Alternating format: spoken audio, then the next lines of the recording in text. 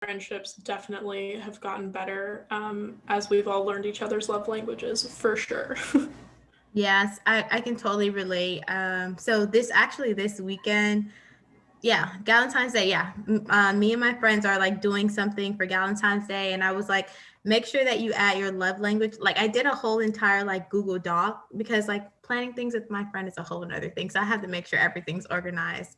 And so I was like, make sure to add what's your love language, and a question that I asked was like, what are some ways that I can be a better friend to you?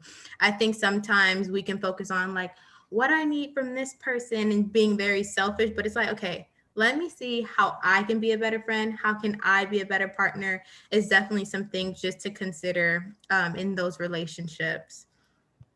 And that That's just take. awesome. Mm-hmm. You would put that all in a Google Doc for your friends to fill out. That is so you. They literally laughed, and I'm like, no, we have to be organized. Like, I know with planning, it can be a bit difficult. So I'm like, no, let's create a Google Doc. I was like, where do you all want to go? I did like a brunch, beach, park, like painting at the park. So many different ideas I gave them so we can see like what works best. So definitely trying something out like that with your friends can totally be great. And just, fostering conversation, fellowshipping together will be a totally great idea for this weekend. And so let's talk about ways to practice the love language in a pandemic. As we all know, we're stuck in the house. We've been here like we're literally about to come up on the 1 year anniversary of COVID, and I can like it's almost a year. That is crazy to me. Like, what? So definitely we've learned so many things. We've grown in so many areas. It's been a lot, but let's talk about some ways that we can practice the love language amidst a pandemic. So I know that physical touch as well as quality time are some of those love languages that has been impacted by COVID. So in regards to quality time, knowing that this is something that I am totally big on, that's my top love language, I would say a way that I can practice, or a way that I can practice like having quality time with others, whether that's my friend, a boyfriend, whatever. For me, it'll be going on a Zoom and watching a movie together with someone, like uninterrupted.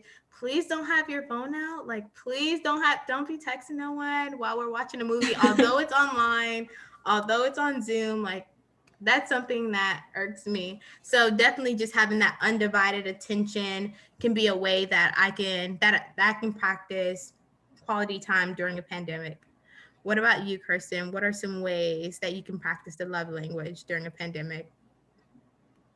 I totally agree about the quality time aspect of finding ways to just spend time together virtually. And I will say also, for those who are trying to navigate dating during the pandemic, all of those things like virtual dates of like watching a movie together or doing like a meal together or whatever it may be on video chat is a great way to get to know each other. It's also an awesome way to vet candidates, I will just say, to date. Yeah. Yeah. I have been on many virtual dates with women I have met on dating apps, and I will Mm-hmm. say they did not all make it to a second date. And it was a much easier way to figure out if we had the chemistry, if we had Mm-hmm. compatibility without having to invest in the risk of meeting up with someone in person during COVID, Yeah. or also just like, you know, leaving the The house during the financial pandemic, which has aspect become, too. yes, that's the other thing. Save Yeah. your coins. So it's a great way to vet your candidates, okay? Yes. But it's also a really good way to spend quality time together for sure. And it's honestly more convenient when you're like in a new That's sort of true. relationship or something like that. Or if you are in a relationship where you and your partner both have really busy schedules and you live in different parts of town or different cities or whatever, spending quality time on video chat or on the phone or whatever and getting creative with that is a really convenient way to spend time together. And it can be almost as good as hanging out in person. I won't say as good, but almost as good. Yeah. Yeah. um, so yeah, but then you mentioned this a little bit that like physical touch is the one Mm-hmm. that's been impacted the most Yeah. by the pandemic. And that is a much more challenging one if you and your partner live separately, or even just if you're in a long distance relationship, regardless of the pandemic, or if you're not in an established relationship and your love language is physical touch,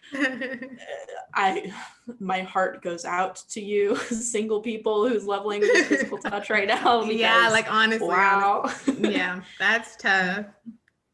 But I would say my number one piece of advice for people is to buy a sex toy. Truly, if you're looking to like invest in yourself, or if you are in a relationship and you are not able to have the physical contact with your partner that you were able to have the pandemic, buy them a sex toy.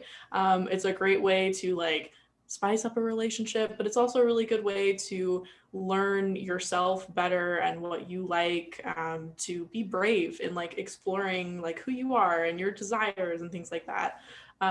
So it's a good way to supplement the lack of physical touch that most of us are dealing with right now. Yeah. So I would strongly recommend that for people who are single, people who are in relationships, and I guess in between. So those would be my recommendations. Yeah, situationships deserve some love too. So yeah. Truly. Maybe even more.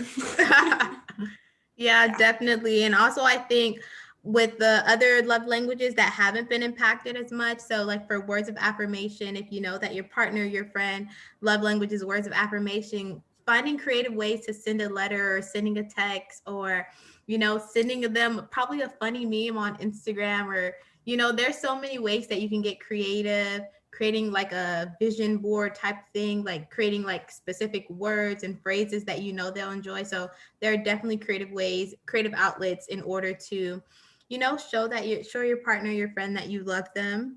And then also with acts of service, it does look a bit different, but say for example you live with your partner, you can definitely wash the dishes if that's something that's piling up. They probably have kids, or, you know, they may have a lot going on with their schoolwork, anything. Washing the dishes, taking out the trash, or, you know, cleaning up, whatever ways that you know that they best will receive that love from you. So definitely. Yeah, and I would say also with acts of service, if you live apart, if you don't live with your partner, this is, you know, if you're able to, like financially, you could like Venmo your partner like money to like order dinner or something like that, where like to take that off their plate, like, hey, don't worry about cooking tonight, or just like send like Postmates them food, or you know, have them like do any sort of like thing that you can take off of their plate virtually, that kind of thing, is a big help too. So that's kind of a way that you can engage in those acts of service where you can't necessarily cook your partner dinner and then serve it to them in your shared dining room. You can order them takeout and have it delivered to them. Food should be like a separate love language. Like, yeah, that would be my number one. Like, just give me food, take me out to eat. Like, I'm totally cool with that. So with all of this being said, I would just like to add towards the end here that Valentine's Day is just another day. It can mean as much or as little as you want it to mean. I personally definitely subscribe to the like conspiracy theory that Hallmark does this to make money, but you know, it absolutely can be like a meaningful and special day to celebrate your loved ones, however is appropriate for you.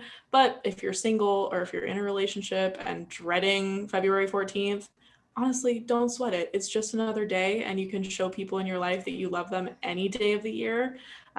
So, you know, take some of the pressure off if you're feeling it and it's not a good feeling. It's just another day, and February 15th we'll all still be here and in the same situation we were before. So don't burn yourself out with the roses and the chocolates and the teddy bears, and spend some time making yourself feel good, and maybe the other people in your life too. Yeah, definitely. And also, like, if there's some ways that you would like to show yourself, like, do it as a self-care day. Like, have a self-care day, have some tea, do a movie night, like, be able to show yourself some love on that day. If you're feeling a little, you know, lonely, it's totally fine. Get yourself some roses, get yourself some chocolates. Okay. So definitely what Kirsten mentioned, make sure to just, you know, love yourself, love those around you. And so I'm so and maybe that sex toy suggestion that came in earlier could really come in handy. Just saying. Yeah, so I'm so thankful. Just to wrap up this conversation, we just want to thank you all for tuning in today and listening to us speak on the love languages and some ways that you all can practice using your love language in to build healthy relationships. And so before you go, we would like for you to share your top 2 love languages in the comment section below. Make sure to screenshot your results and share with us on social media, tagging the Womanhood Podcast and hashtagging Womanhood Love Language. Once again, thank you all for tuning into this episode, and hopefully you all get to strengthen your relationships by sharing your results with friends and family.